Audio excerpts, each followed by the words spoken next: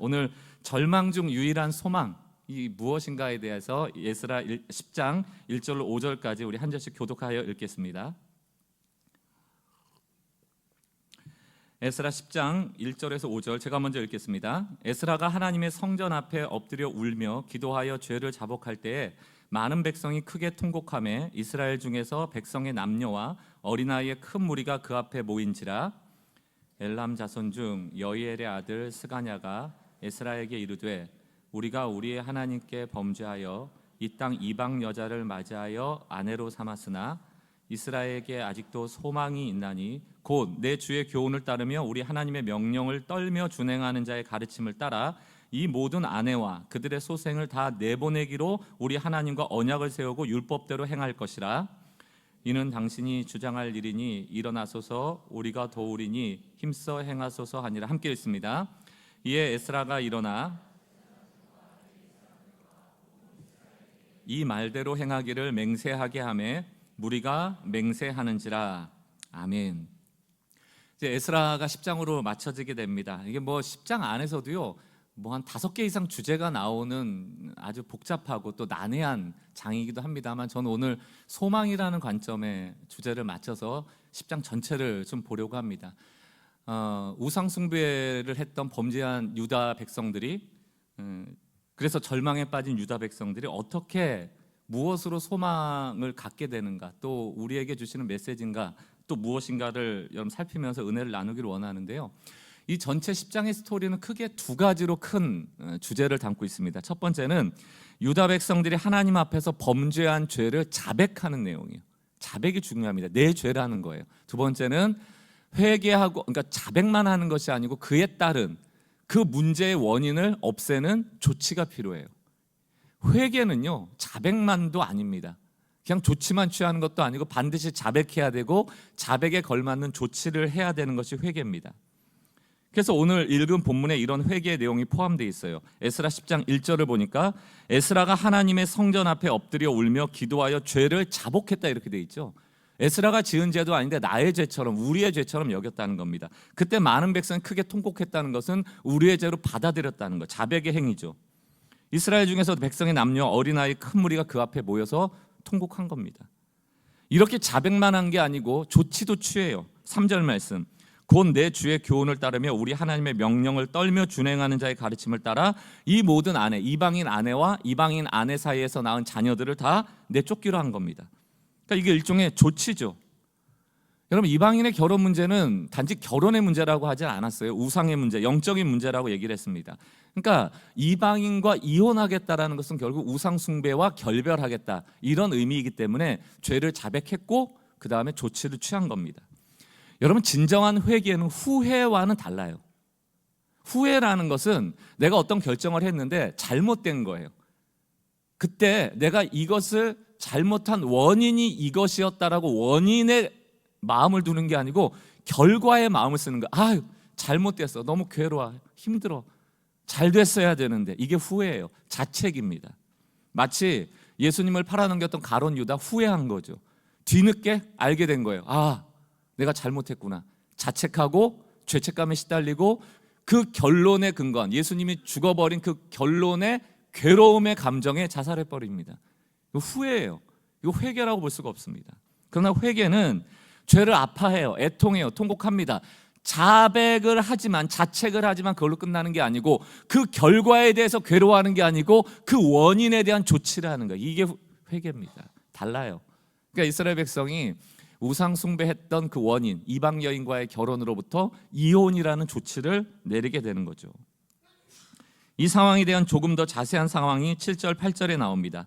유다와 예루살렘에 사로잡힌 자들의 자손들에게 공포하여 너희는 예루살렘으로 모이라. 에스라가 이제 공포를 하는 겁니다. 8절, 누구든지 방백들과 장로들의 훈시를 따라 3일 내로 오지 아니하면 그의 재산을 정몰하고 다 몰수하고 사로잡혔던 자의 모임에서 쫓아내리라. 사로잡혔던 자의 모임 뭡니까? 바벨론 포로에 와서 혈통이 순수하게 딱 지켰던 자들이 있잖아요. 유다 혈통.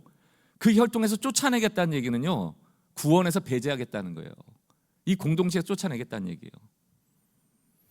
여러분 이게 가능한 게 에스라에게 하나님이 주신 권위도 있지만 실제로 아닥사스다 왕이 에스라를 보낼 때 뭐라고 그랬어요? 야, 너 가서 율법 지키게. 그리고 율법 안 지키잖아? 그러면 아주 강력한 처벌을 해도 돼. 그 권한도 주셨거든요. 그러니까 에스라가 충분히 모을 수 있고 징벌할 수 있어요. 근데 여러분 이 상황을 이렇게 들으면서 저는 그랬습니다. 저는 거부감이 좀 있었어요. 여러분은 너무 믿음이 좋아서 너무 마땅하고 당연히 이혼해야지 뭐 이렇게 생각하려는지 모르겠지만 저는 좀 거부감이 들더라고요. 너무 이제 강압적인 거 아닙니까? 갑자기 3일 기한 주고 이날에 안 오면 재산도 다 뺏겠다는 거 아니에요? 그러니까 알거지로 손에 하나도 쥐지 않고 이 공동체에 쫓아내겠다는 얘기예요. 하나님 백성에서 제외시키겠다는 얘기예요. 구원에서 배제된다는 얘기예요. 여러분 이게 무시무시한 얘기인데, 게다가 오늘 읽지 않았지만 18절부터 44절 정말 많은 내용이 에스라 10장에는 이방인과 결혼한 명단이 나오거든요. 그 명단의 수를 세보면 113명입니다. 113명. 엄청 많을 줄 알았죠? 아니면 뭐 113명도 많다 여기실 수 있지만 생각해 봅시다. 바벨론 포로 1차 귀환을 5만 명이 했어요. 지금 80년 지났습니다. 한 두세 정도 지나간 거예요. 그러면 뭐 가족들 있고 뭐 손주들 있고 이렇다 치더라도 2배 늘었다 칩시다. 10만 명이에요. 10만 명에 113명입니다. 제가 계산을 잘했는지 모르겠지만 0.1%거든요. 이게 많은 수라면 많을 수도 있지만 이게 그렇게 많은 수가 아니에요. 이 몇 사람 때문에 99.9%가 지금 모여 있는 거예요. 여러분은 대다수는 이방인과 결혼을 안 한 거예요. 그 사람 지금 모여 있는 거예요. 나는 이방인과 결혼도 안 하고 아무 상관없이 살고 있었는데 이 일과 무관한 일로 지금 이렇게 소집을 하고 3일 만에 안 모이면 이방인과 결혼했는지 안 했는지와 상관없이 재산 몰수당하고 쫓겨나는 거예요. 이거 너무 과하지 않습니까? 게다가 지금 3일째 모인 날에 이 모인 환경이 좋지가 않아요. 9절 말씀, 유다와 베냐민 모든 사람들이 3일 내 예루살렘에 모였어요. 왜 모여요? 이방인과 결혼했기 때문에 모인 게 아니고 재산 몰수당하잖아요. 또 쫓겨나잖아요. 그러니까 온 거예요. 물론 우리의 죄로 여기고 이것을 영적인 문제로 여기고 공동체의 죄로 여겼기 때문에 온 것도 있겠지만 사실은 좀 과한 소집입니다. 3일 내에 예루살렘에 모인 이때는 9째 달 20일이라 무리가 하나님의 성전 앞 광장에 앉아서 이 일과 큰 비 때문에 떨고 있던, 이게 초겨울이거든요. 초겨울 날씨에 10만 명이 군집했는데 비가 와요. 추워요. 쫓겨날까 봐도 떨고 있고 하나님 말씀에도 떨고 있고 비 때문에도 떨고 있다. 이게 이중적인 중의적 약간 의미가 있는 거예요. 그러니까 사람들이 지금 불편해하고 있는 겁니다. 오늘날 여러분들 모았는데 여러분하고 상관도 없어요. 이방인하고 여러분 결혼도 안 한 사람들 다 모아놓고 여러분 재산 몰수하겠다고 그러고 그러면 여기 와 있을 사람이 누가 있습니까? 재산 몰수해. 배제해. 딴 교회 가면 되지. 이럴 가능성이 훨씬 큽니다. 한국교회 권징이 사라졌잖아요. 권징하면 기분 나쁘다고 나가니까. 회개가 없어지는 이유가 있습니다. 어쨌든 게다가 모아놓고 지금 에스라가 무슨 얘기를 합니까? 10절 제사장 에스라가 일어나 그들에게 이르되 너희가 범죄하여, 이렇게 얘기를 하는 거예요. 죄지은 0.1%, 이방인과 아무 상관없는 99.9%, 그들을 향하여 너희가 범죄하여 이방 여자를 아내로 삼아, 안 삼았는데 이스라엘의 죄를 더하게 하였으니 나 죄 안 졌는데. 11절 이제 너희 조상이 하나님 앞에서 죄를 자복하고 그의 뜻대로 행하여 그 지방 사람들이 이방 여인을 끊어버리라 하니. 그러면 오늘날 같으면 아니 잘못한 사람한테 가서 말하세요. 왜 당사자한테 얘기를 하지 저한테 와서 이러세요? 이 교회 공동체가 늘 하는 얘기거든요. 교회 공동체가 분열되는 중요한 이유입니다. 저 사람의 죄가 영적인 죄고 이 공동체를 무너진 죄에 대한 이해가 없고 예민함이 없기 때문에 그냥 저 사람 당사자한테 얘기하고 나는 무관하다는 거예요. 무관하지 않거든요. 늘 잠재적 죄인이거든요. 113명이 이방인과 결혼한 케이스의 문제가 아니고 죄의 뿌리의 문제이기 때문에 이것은 시간이 지나면 줄기가 자라고 잎이 나고 꽃이 피고 열매를 맺고 유다 땅의 문화가 됩니다. 이것은 곧 우리의 죄가 됨을 이해해야 되거든요. 그러나 많은 사람들이 지금보다는 신앙이 컸던 것 같아요. 그 앞에 순응을 합니다. 여러분 솔로몬의 그 정략적 결혼 하나 때문에 이스라엘 백성이 망할 줄 누가 알았겠습니까?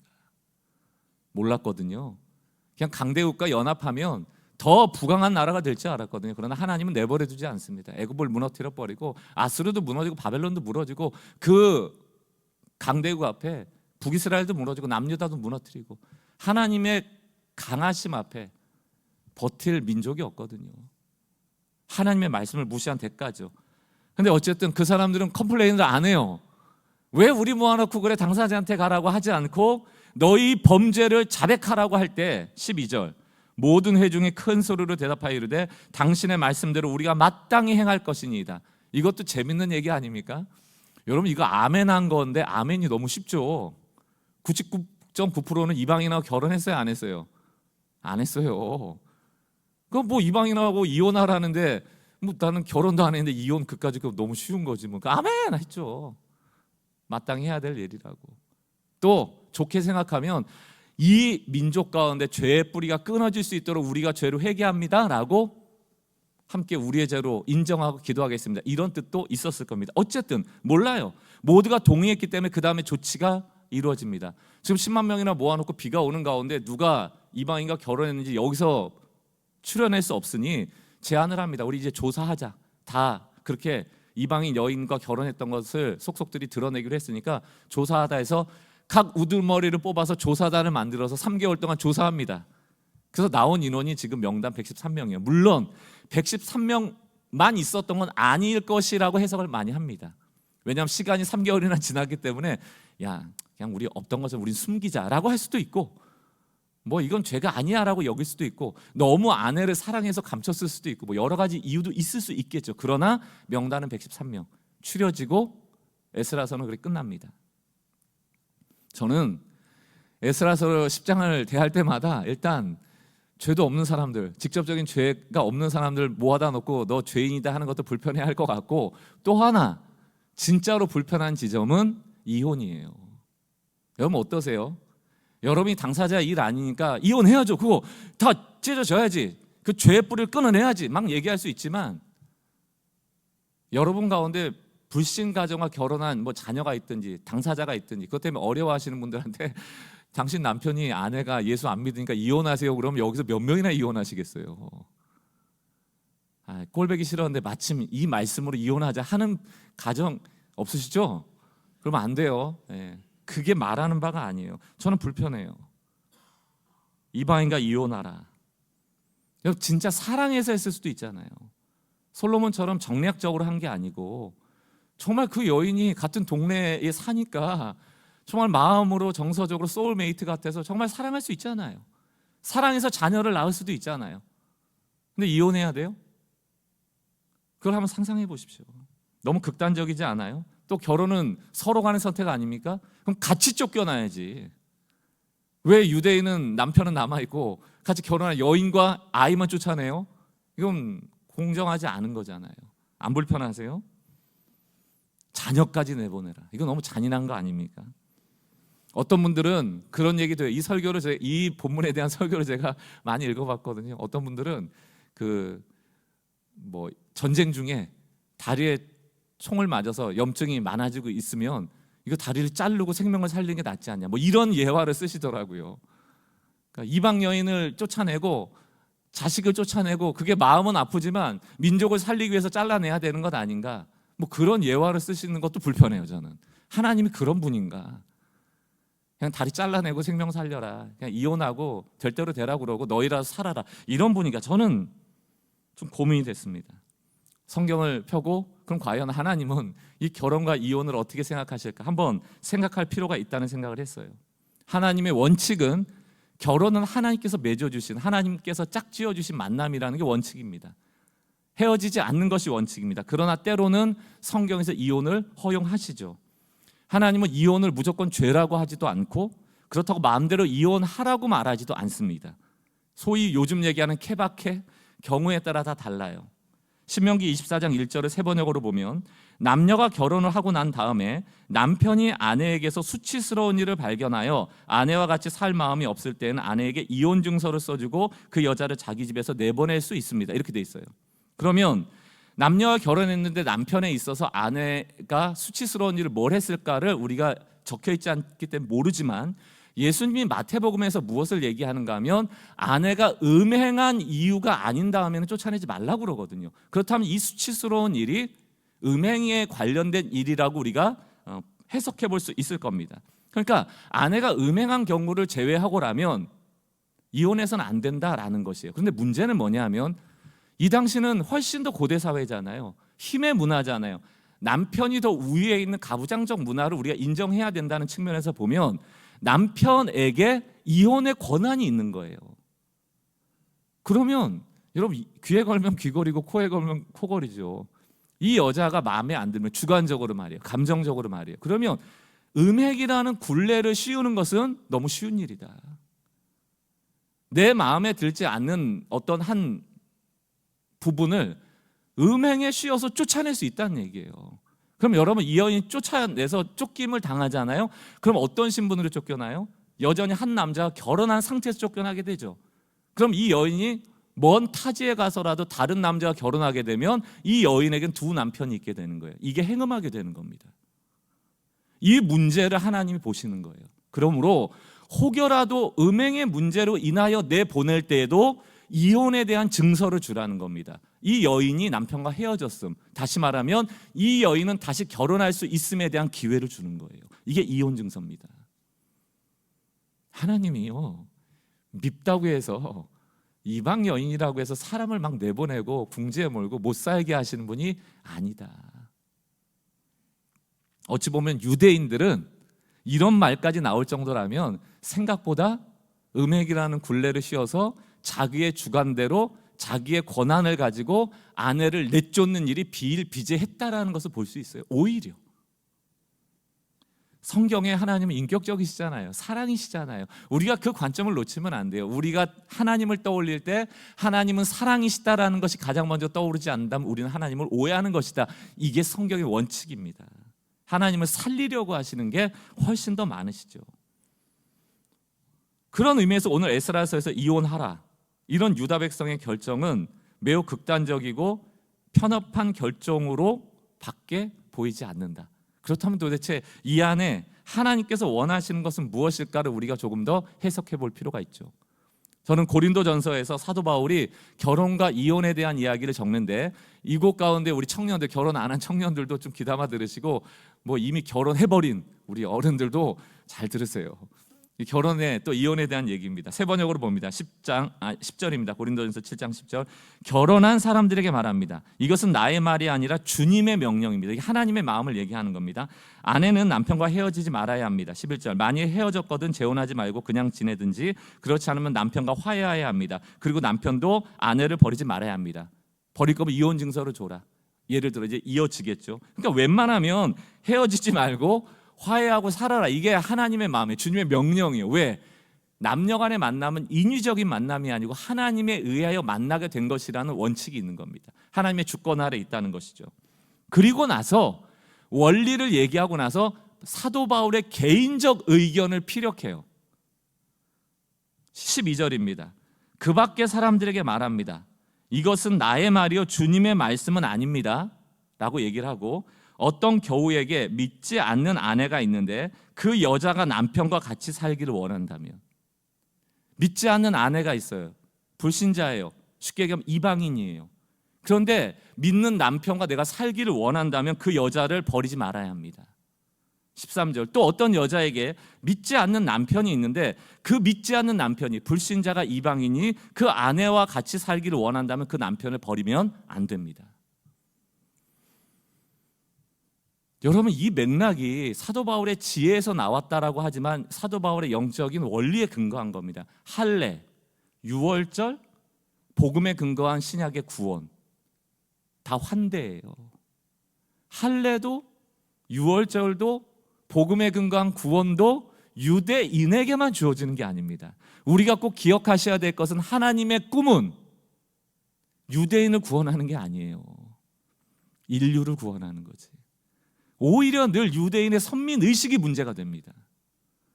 지금 이 시대에도 유대인과는 조금 결이 다르다 할 수 있지만 교회 안에 선민의식이 너무 많아요. 하나님은 우리만 복 주시려고 하는 분이 아니고 온 인류를 구원하는데 우리가 쓰여지기를 원하시거든요. 그런 맥락으로 보면 14절 또 16절 말씀이 이해가 됩니다. 14절, 믿지 않는 남편은 그의 아내로 말미암아 거룩해지고 믿지 않는 아내는 그 남편으로 말미암아 거룩해졌습니다. 그렇지 않으면 그들의 자녀도 깨끗하지 못할 것인데 이제 그들은 거룩합니다. 이게 바로 할례 유월절 복음에 의한 구원, 믿음의 사람을 통하여 믿음이 확산되는 거예요.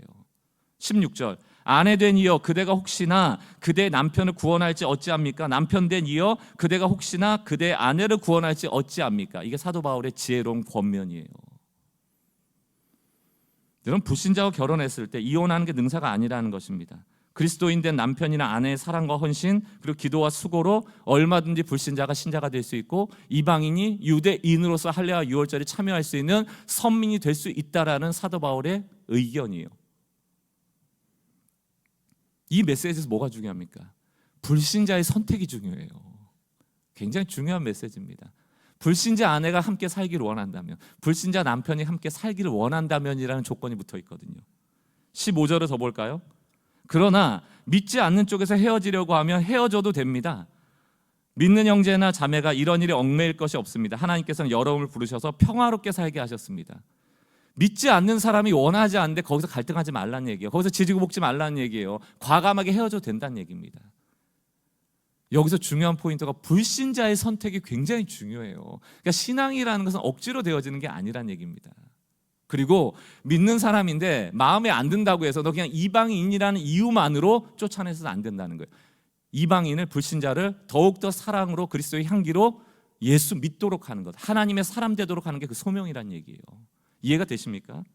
저는 이 말씀을 통하여 특별히 결혼을 준비하는 청년 또 결혼하여 살아가는 부부에게조차도 굉장히 중요한 메시지라고 생각합니다. 꼭 기억하셔야 될 게 제가 문장으로 좀 정리해봤습니다. 신앙인에게 있어서 모든 결정은 하나님과 나와의 관계를 가깝게 하는 것인가 멀어지게 하는 것인가가 중요해요. 여러분들이 결혼을 준비하면서 연애하고 있는데 그 남자 때문에 그 여자 때문에 하나님과 멀어지고 있어요. 그럼 헤어지셔도 돼요. 그 만남이 예배를 못 가게 하고 기도를 못 하게 하고 말씀을 읽지 못하게 하고 봉사를 못 하게 하고 교회와 멀어지게 하고 내 신앙을 멀어지게 한다. 그거는 나쁜 겁니다. 게다가 내 상대방이 불신자일 경우에 그건 우상 숭배가 될 가능성이 커요. 그 삶의 방식을 따라가게 되는 겁니다. 결혼한 분들 마찬가지예요. 물론 제가 여기 결혼한 가정은 훨씬 더 어렵습니다. 사도 바울이 하나님의 명령입니다라고 하지 않고 사적 의견이라고 얘기한 건 굉장히 지혜로운 거예요. 왜냐하면 제가 이렇게 신방하다 보잖아요. 목회하다 보면 부부간의 문제는 절대로 한쪽 얘기만 들어서는 안 돼요. 제가 그래서 실수 많이 했거든요. 속았다. 완전히 아내의 필터로 얘기하고요, 남편의 필터로 얘기해서 아예 다른 얘기예요. 야, 그러니까 싸우지. 딱 알겠더라고요. 고양이와 개다. 완전히 달라요. 그만큼 부부간의 문제를 가지고 헤어지세요 마세요, 이혼에 대한 얘기를 감히 얘기한다는 것은 너무너무 어려운 얘기예요. 그러니까 사도 바울도 지혜롭게 영적인 원리를 권면했다고 생각합니다. 마찬가지예요. 여러분들이 불신 남편, 불신 아내 때문에 신앙의 고비를 만나고 있다, 뭐 의견을 맞지 않아 다투고 있다, 그럴 때마다 이 말씀의 원리에 근거해서 기도하셔야 돼요. 과연 나는 갈등할 수 있죠. 연애할 때도 결혼할 때도. 그러나 기준이 뭐예요? 내가 이것 때문에, 이 불신 남편 때문에, 이 불신 아내 때문에 더 기도하고 하나님의 사랑으로 나가고 더 하나님을 붙잡고 신뢰한다? 괜찮아요. 근데 내가 그 남편의 이방인의 문화와 그 풍습에 더 젖어져서 하나님과 신앙과 멀어져 버린다? 그럼 제거하셔야 돼요. 이게 사도 바울이 오늘 우리에게 알려준 원칙입니다. 하나님과 나와의 관계를 가까워지게 하는가 멀어지게 하는가, 이게 중요해요. 사랑하는 성도 여러분, 하나님과의 관계 속에서 모든 것을 볼 줄 알아야 된다. 이런 측면에서 믿지 않는 측에서 헤어지자 할 때는 오히려 믿는 자 측에서 신앙에서의 우상 숭배에서 벗어날 수 있는 기회라 생각해도 괜찮다라고 말하는 겁니다. 그러면 이런 맥락을 가지고 우리가 본문으로 돌아와서 이 당시 상황을 우리가 좀 상상력을 발휘해 보자고요. 이혼하고 자녀를 내보내라 할 때 거두절미하고 쫓아냈겠는가? 그렇진 않았을 거예요. 제가 만약에 이방인의 여인과 결혼하는 죄를 범했는데 정말 사랑해서 했고 자녀가 있다고 한다면 저는 그 아내에게 권면할 겁니다. 하나님께로 돌아와라. 너도 이 유대 민족의 선민으로 돌아가길 원한다. 하나님을 믿고 우리 자녀를 할례하고 이방의 모든 문화를 버리고. 권면했겠죠. 결정은 누가 하는 거예요? 불신자 쪽에서 하는 거예요. 싫다면 나가는 거고, 있다 하면 할례의 유월절에 그의 구원에 참여할 수 있게 되는 거죠. 저는 성경적으로 이렇게밖에 해석할 수 없습니다. 그렇지 않다면 너무 잔인한 거죠. 너무 가혹한 거죠. 저는 오히려 이 본문에서 궁금한 거는 이혼의 문제는 아닙니다. 이건 제가 불편했던 거고, 궁금한 거는 그래서 불신자 다 내보내고 이방인 다 내쫓고 우리가 이 범죄한 것을 회개하겠습니다라고 마땅히 할 일 내가 하겠습니다라고 외치고 조사하고 113명 찾아내고 그에 걸맞는 조치를 했을 거 아닙니까? 그러면 그 아멘하고 다 쫓아내고 회개한 자백과 조치의 결과가 어떨까 너무 궁금한 거예요. 그리고 나서 이들은 다시는 이방인과 결혼을 안 했더라. 하나님의 백성이 됐더라. 이렇게 끝났으면 얼마나 좋겠어요? 끝이 없다. 이 문제는 죄의 뿌리이기 때문에. 이 에스라와 동시대에 활동했던 말라기 가보면 구약 성경의 마지막이죠. 2장 11절과 14절에 이런 얘기가 나옵니다. 에스라 이후에 쓰여졌다고 보여지는데, 유다는 거짓을 행하였고 이스라엘과 예루살렘 중에는 가증한 일을 여전히 행했다. 유다는 여호와께서 사랑하시는 그 성교를 욕되게 하여 이방의 신의 딸들과 결혼하였으니. 또 나오죠. 여기 한술 더 뜨는 얘기가 나옵니다. 14절. 너희는 이르기를 어찌 됨이까 하는도다. 이는 너와 내가 어려서 맞이한 아내 사이에 여호와께 증인이 되시기 때문이다. 이게 무슨 얘기입니까? 아내가 있었다는 얘기예요. 이거는 에스라가 통혼, 다시 말하면 이방인 여인과 결혼했던 얘기라면 말라기는 중혼, 아내가 있음에도 불구하고 이방인 여인을 또 들였다는 얘기입니다. 어때요? 사라져요? 인간의 죄의 역사는 끝이 없다. 요즘은 어때요? 뭐 동성애 문제 제가 굳이 얘기를 안 하겠습니다. 성의 정체성조차 사라지고 그것을 법제화하는 일에 그것을 평등이라는 이유로, 차별이라는 이유로 법을 만들려는 때 아닙니까?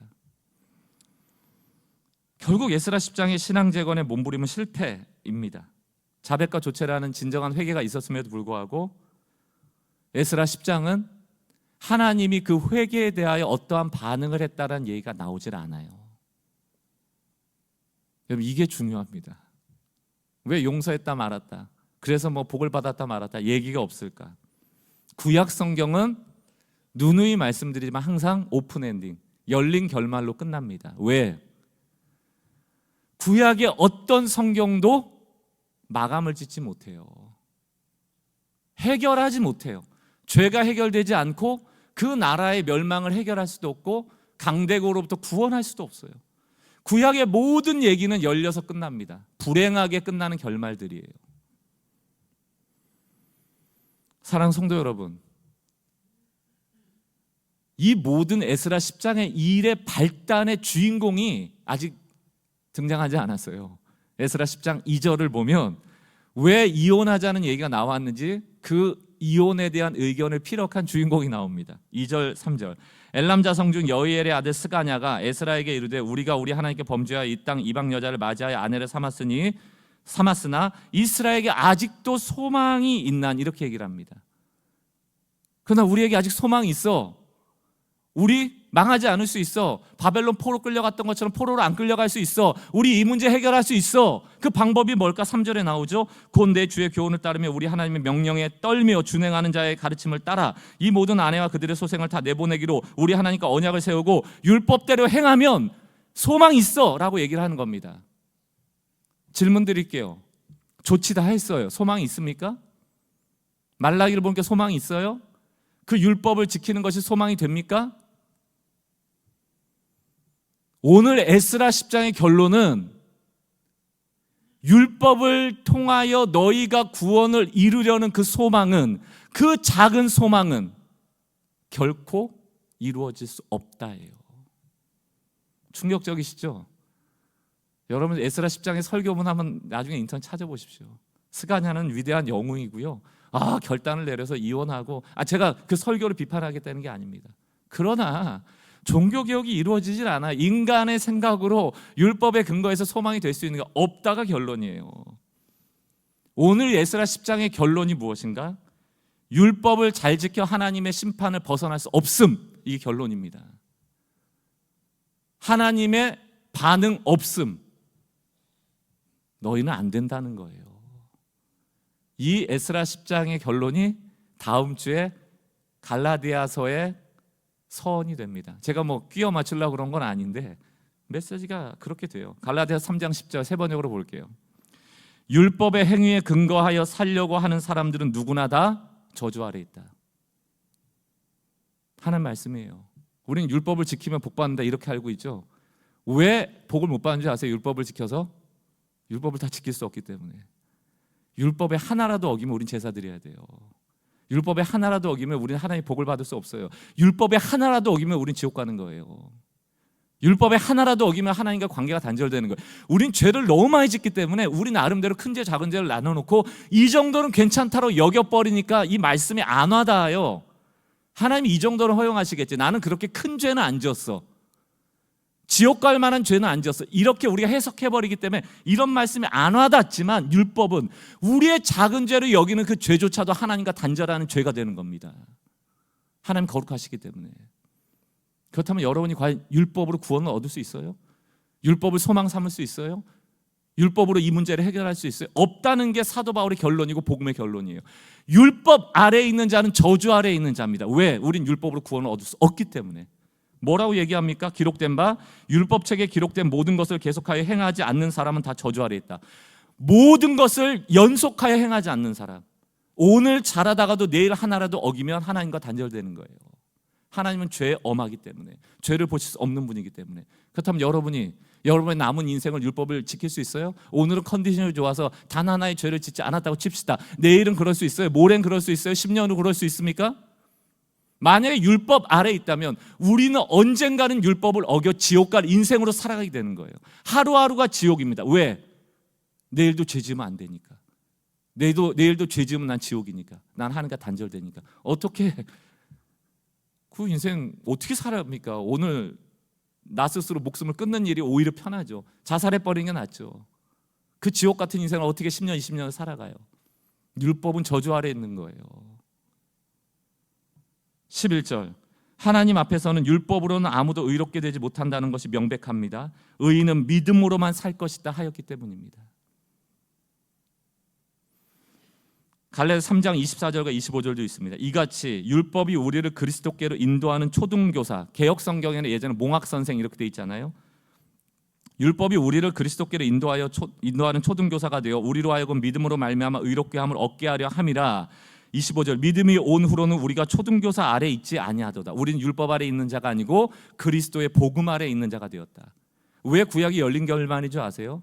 너에겐 소망 없음. 그러나 그 소망이 메시아에게 있음. 율법은, 구약은 우리를 예수께로 인도하는 몽학 선생, 초등교사예요. 우리는 이제 복음을 알았죠.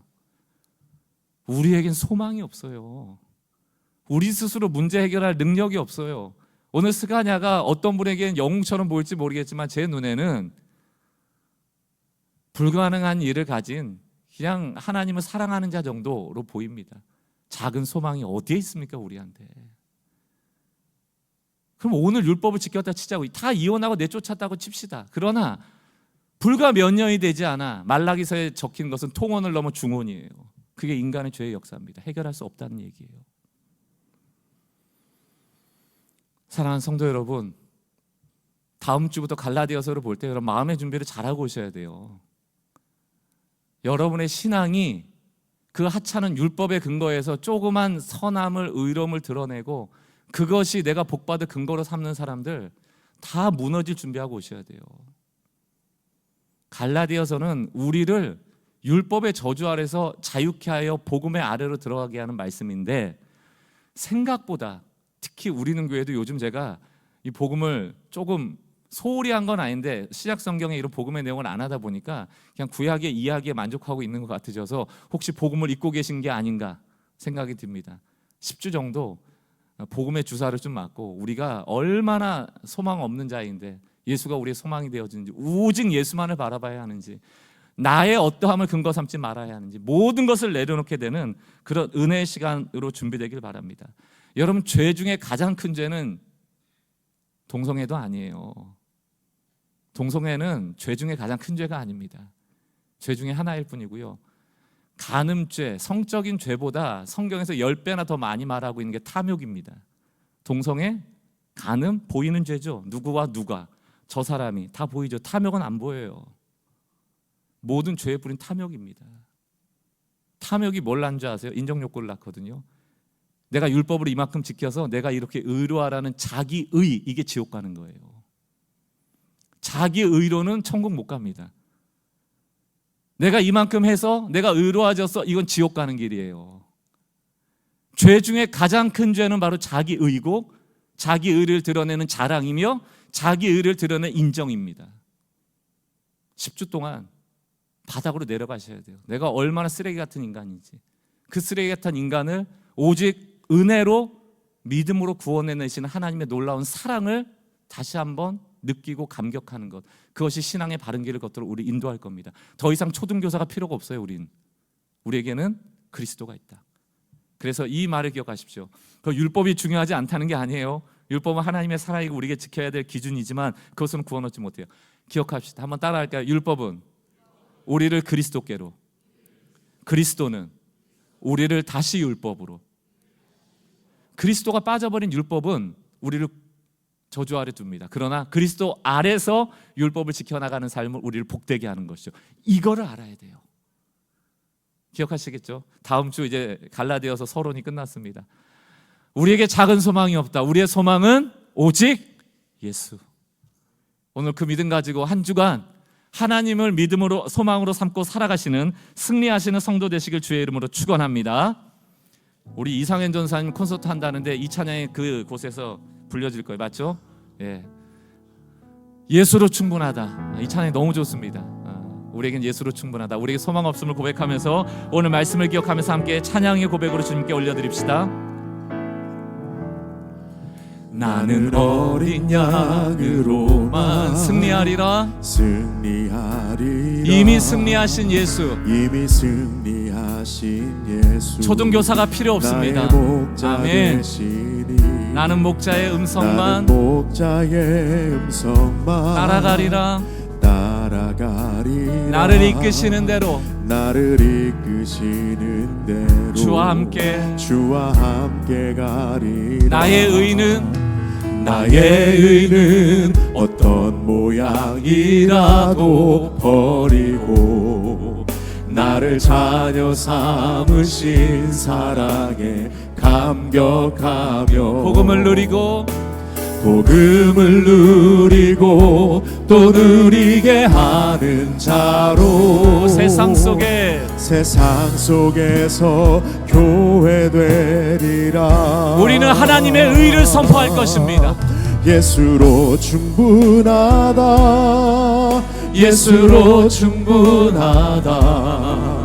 나의 영혼아 잘 들으라. 너 예수로 충분하다. 다른 것 붙잡았던 너의 손을 거두어 예수의 옷자락만 붙잡으라. 처음부터 다시 한번 찬양합시다. 나는 어린 양으로만 우리는 더 이상 율법 아래 있지 않습니다. 이미 승리하신 예수 나의 목자 되시니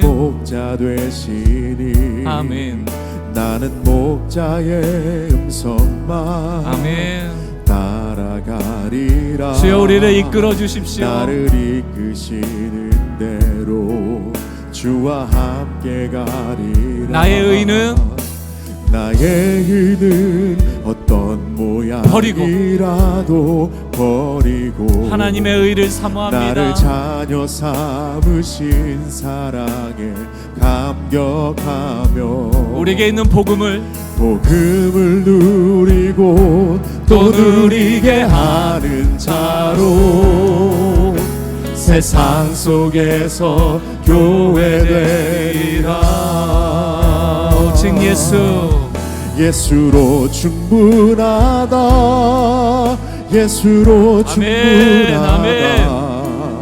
나의 영혼아 잘 들으라. 너 예수로 충분하다. 예수 나의 소망이시십니다. 다른 주님. 것 붙잡았던 너의 손을 거두어 오직 예수. 예수의 옷자락만 붙잡으라. 예수로 충분하다. 예수로 충분하다. 예수로 충분하다. 나의 영혼아 잘 들으라. 너 예수로 충분하다.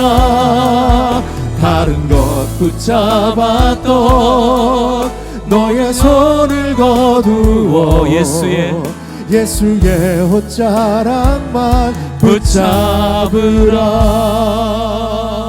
아멘. 오늘 주신 말씀 마음에 새겨 기도합시다. 스가랴 같은 마음도 우리 있어야 돼요. 죄를 자백하고 조치를 취하여 하나님을 기쁘시게 해드리려는 마음 왜 없었겠습니까? 이 죄의 뿌리를 끊어내고자 하는 스가랴의 마음 너무 알죠. 그러나 우린 율법을 다 지킴으로 구원을 얻는 그것을 소망으로 삼고 살아갈 수 없는 존재이거든요. 우리에게는 큰 소망이 있으니 그 소망이 바로 예수 그리스도십니다. 우리에게 준 이 복음 아래 우리가 있음을 믿고, 여러분 율법에 종되지 마세요. 율법의 저주에 아래 있지 마십시오. 율법을 지켜서 자기의 의를 갖는 것도 죄요. 율법 아래 절망하는 것도 죄거든요. 예수 아래 가면 용서함을 받고 다시금 율법으로 보내져 하나님의 뜻대로 살아갈 힘을 얻습니다. 예수가 소망이 되시고요. 예수 아래서 위로를 얻고 힘을 얻는 것이 신앙의 바른 방향이라고 믿고 예수로 충분하다. 내 영혼아 잘 들어라. 예수로 충분하다. 특별히 자기 기준이 강하신 분들이 계세요. 용납을 잘 못하시는 분도 계시고요. 또 어떤 분들은 자기 기준이 너무 약해서 쉽게 일희일비하고 절망하는 분들이 계세요. 둘 다 하나님 앞에 바른 모습이 아닙니다. 예수로 충분하니 그 예수 하나님의 말씀의 기준에 따라 살아가는 복음의 사람들 되시기 바랍니다. 오늘 주신 말씀 가지고 주님 앞에 회개하고 또 재헌신하며 오늘 주신 말씀을 신비에 깊이 새기는 시간을 좀 갖기를 원합니다. 기도하겠습니다.